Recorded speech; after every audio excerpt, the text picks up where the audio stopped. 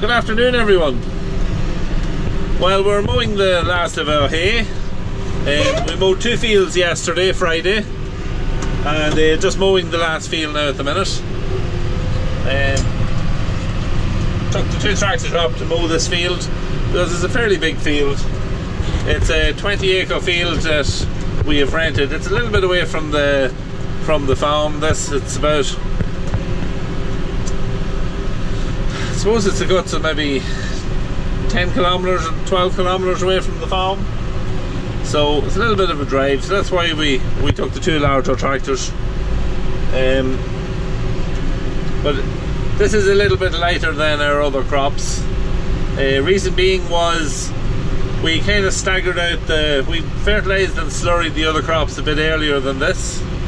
This was fertilised and slurried a little bit later, with the hope that we wouldn't be, with the thought, should I say, that we wouldn't be cutting it until a little bit later in the year. But it has kind of shot out over the past couple of weeks with all the sunshine. So we decided that we'd just try and mow it, get it out of the way now, and we'll see about slurrying and fertilising it again for crop around bales,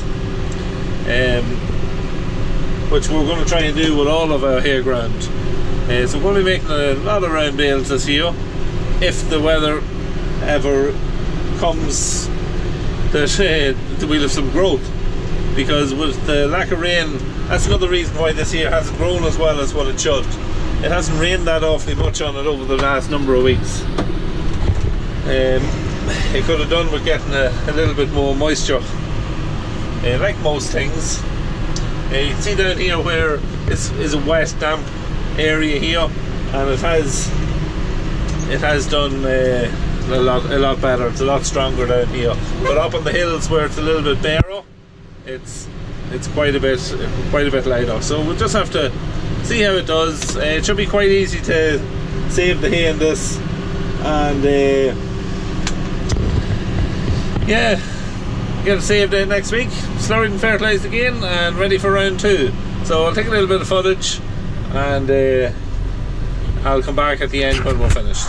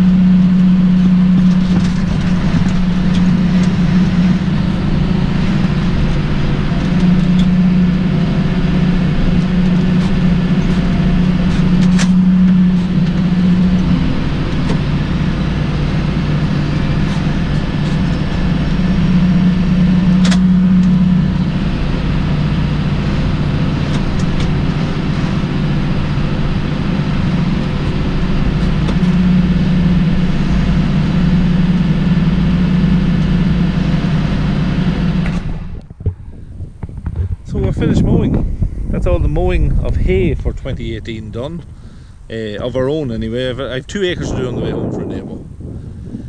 So yeah, it'll not take very long. This is going to be some nice hay as well. It's hard to beat the early cut June stuff. Playing a lot of green that's still, but it is very dry. Like even to touch it, you can hear it rattling. It's very dry. So we're not gonna turn this until Monday. We're gonna leave it sitting in the rows. It'll take no hurt in the rows, and we'll turn up Monday. The top half of it, by the time we're turning it Monday, should be near enough hay. And yeah, I'd say we turn it Monday, turn it Tuesday. By Wednesday, this should be ready for rowing up and baling. The bale count will be well down because overall the amount of grass on this is going to be a lot less.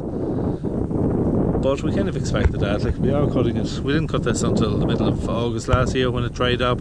We had about a week in August before it started raining again, and so we're a couple of months like ahead of last year cutting this.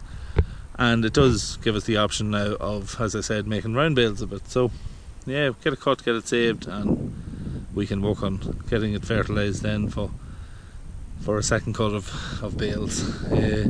The mower on the 6.9 is a little bit overkill. We have had it on it before and it works it just fine, but it is a little bit big. There's not much pressure on it. Really it should have a 10 foot on the back mounted, and probably a 10 foot on the front too, to give it something to do. But no, it works fine. Didn't like taking the 2850 up here because we are a long way away from the yard, and if anything happened or you had to go home, it takes too long for the 2850 to come up here. And we had an issue yesterday. First issue that this mower has given us, the only thing we've ever had to do to this mower over since we got it, we have it 10 years, was change the blades in it. That's it. But we had a problem with the shaft here yesterday. It's one that comes from the gearbox here and goes to the drive here and drives the mower, and the outer tube in here split on the other one, on the other shaft. It was this different kind of tubing that was on it. It was like a 4. This here's only a 3 corner, and it was like a square 4 corner that was on the other one, and it was coated with, some of the shafts have a coating of, it's like a plastic on it, but the plastic had wore away, and when you looked into the old shaft you could see all the filings where it had wore a few places thin, and just where it wore thin, it just split open like a banana. So yeah, we had to do a little bit of chopping and changing and get this here changed. It wasn't simple.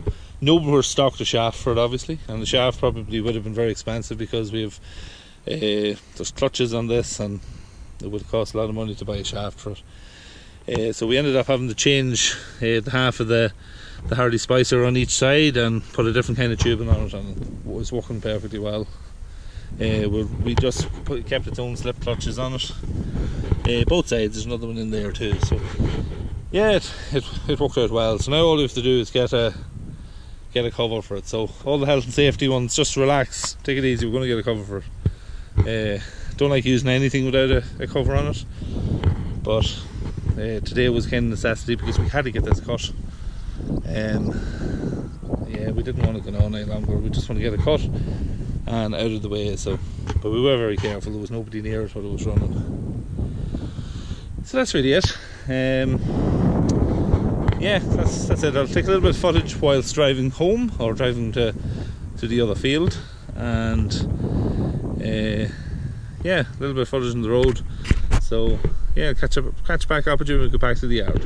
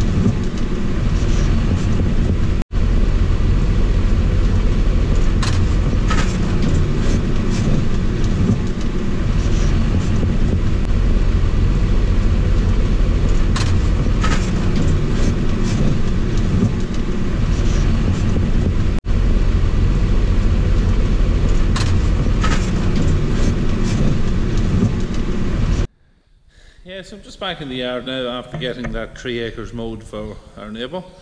See, Jerry got back ahead of me anyway and has the mower ready for hooking off. We're going to put the tether on the 6.4 this time because the 6.4 on the tether is going to be shaking out the hay up on the 20 acre field, which is away from the yard here, so it'll do the road travelling.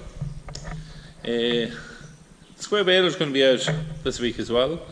We've got probably about 500 or 600 bales to make with it.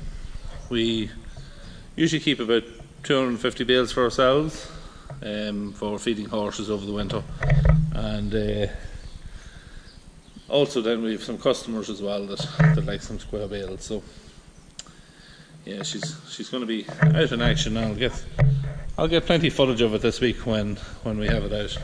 A lot of people like to see a square baler working, including myself, and the distinctive noise of them. So yeah, it'll be something a little bit different. That's it for today. Finished up now for this evening. So until probably on Monday, thanks for watching, and we'll see you then.